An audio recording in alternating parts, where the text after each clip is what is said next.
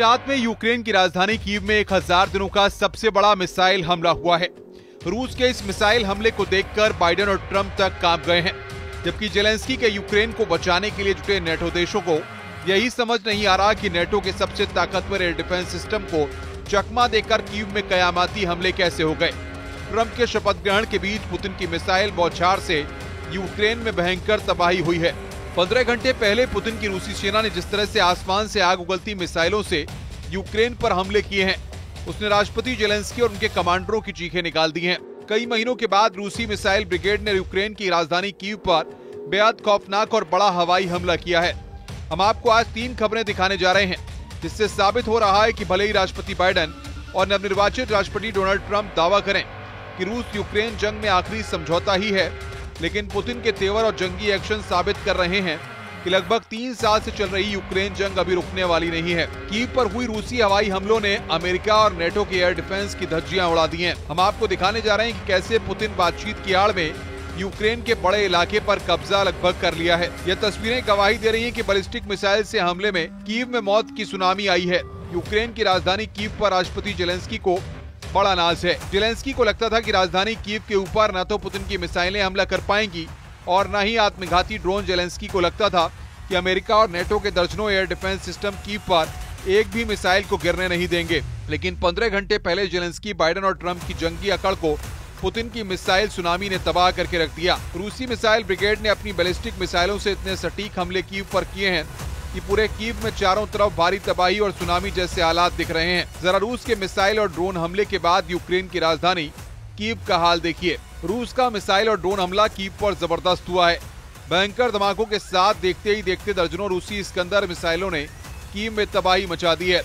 खबरों के मुताबिक यूक्रेन के कई इलाकों में रूसी हवाई हमलों से 6 से ज्यादा लोग मारे गए हैं। आप तस्वीरों में साफ देख सकते हैं कि रूस के हमले के बाद कीव के बड़े इलाके में पानी की पाइपलाइनें फट गई हैं। इससे सुनामी जैसे नजरें दिखने लगे। कीव पर हमले का इसी बात से अंदाजा लगा सकते हैं कि कीव में मौजूद मैकडॉनल्ड्स का स्टोर भी मिसाइल हमले में बर्बाद हो गया। क्षेत्रीय गवर्नर इवान फेडोरोव के मुताबिक रूस ने रात में यूक्रेन के कई हिस्सों पर हमला किए हैं। इसमें जापोरिजिया शहर भी शामिल है।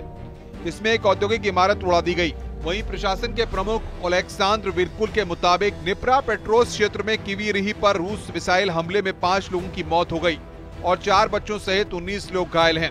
रूसी मिसाइलों ने कीव में तैनात ब्रिटेन के Gravehawk air defence system को तबाह कर डाला।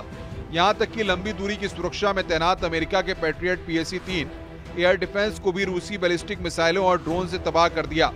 यूक्रेन को नेटो देश ब्रिटेन और अमेरिका से मिले एयर डिफेंस सिस्टम रूसी हवाई हमलों के सामने फेल साबित हुए हैं।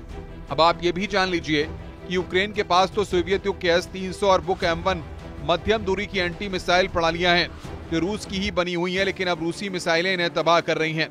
इसके अलावा यूक्रेन को जर्मनी से कम दूरी की ग्रेपार्ड प्रणालियों और US से Avenger short range air defence system दिए गए हैं जो रूस की क्रूज मिसाइल और ड्रोन को रोक नहीं पा रहे हैं। यूक्रेन के पास अमेरिकी MIM-23 हॉक्स हथियार हैं जो रूसी हमलों को रोक नहीं पाए हैं। नॉर्वे के कोंग्सबर्ग द्वारा विकसित नैनेसैम्स और जर्मनी के IRIS-T SLM यूक्रेन के रूसी हमलों को रोक नहीं पाए हैं। लंबी दूरी की सुरक्षा अमेरिका के पैट्रियट PAC-3 के फ्रांस और इटली द्वारा किए गए यूरोसैम SAMTT भी रूसी हवाई हमलों के सामने फेल साबित हुए हैं।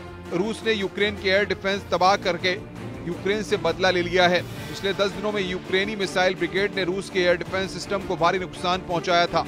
13 जनवरी 2025 को एक ही दिन में यूक्रेन ने रूस के 5 एयर डिफेंस सिस्टम को तबाह कर दिया था। यूक्रेनी सेना ने दावा किया कि उसने 13 जनवरी को रूस के 2 पेंटेसिर S-1 एंटी एयरक्राफ्ट मिसाइल और gun system AOSA air defence system और 2 S-300 एयर डिफेंस सिस्टम को एक ही दिन में तबाह कर दिया था। इसकी कुल कीमत करीब $35 करोड़ थी।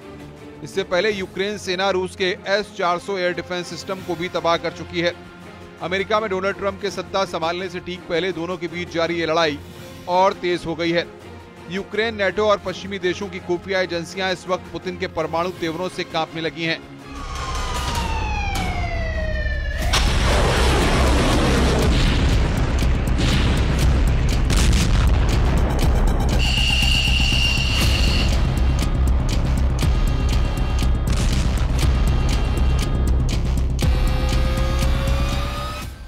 खबरों में दावा किया गया है कि 72 साल के पुतिन पिछले 48 घंटे में अपने टॉप कमांडरों और मंत्रियों के साथ मॉस्को लेकर सेंट पीटर्सबर्ग तक लगातार परमाणु मीटिंग कर रहे हैं।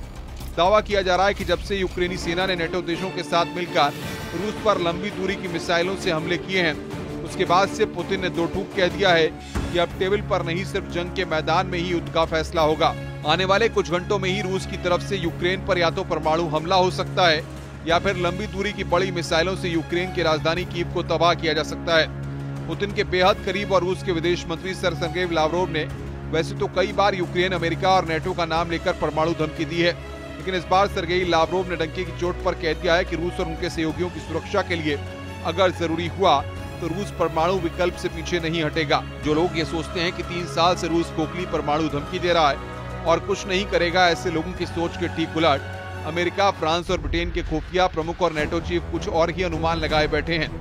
नेटो और पश्चिमी देश मानकर चल रहे हैं कि 2025 में यूक्रेन, यूरोप और अमेरिका को एक बड़ी परमाणु जंग का सामना करना पड़ सकता है, क्योंकि पुतिन को उत्तर कोरिया के supreme leader Kim Jong Un ने अपने हजारों सैनिकों के साथ साथ एटमी मिसाइलें तक देने को तैयार बैठे हैं। इन्हीं हालातों को देखते हुए ब्रिटिश सेना के प्रमुख एडमिरल सर टोनी राडाकिन ने ऐसा बयान दिया है जिससे दुनिया के होश उड़ा दिए हैं। उत्तर कोरिया के सैनिकों की रूस की तरफ से यूक्रेन पर हमला करना साफ संकेत है कि दुनिया परमाणु जंग के करीब पहुंच चुकी है। इस वक्त पूरी दुनिया में कुल 13,080 परमाणु बम है, जो 13,000 किलोमीटर से लेकर 15,000 किलोमीटर की दूरी तक मार कर सकते हैं।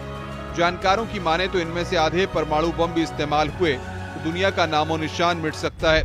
दुनिया में सबसे ज्यादा परमाणु हथियार रूस के पास हैं, 6,257 परमाणु बम और हथियार उसके पास हैं, जबकि अमेरिका के पास रूस से कम 5,550 परमाणु हथियार हैं, जबकि उत्तर कोरिया के पास भी 50 परमाणु बम और हथियार मौजूद हैं। यानी रूस और उत्तर कोरिया मिलाकर ही अमेरिका, यूक्रेन और नेटो का सफाया कर सकते हैं।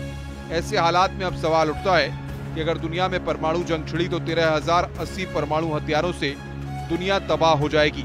अब देखना होगा कि ऐसे हालात में रूस यूक्रेन जंग को ट्रंप कैसे रोक पाते हैं। फिलहाल हालात वाकई बेहद संगीन हैं। Bureau report, news 18।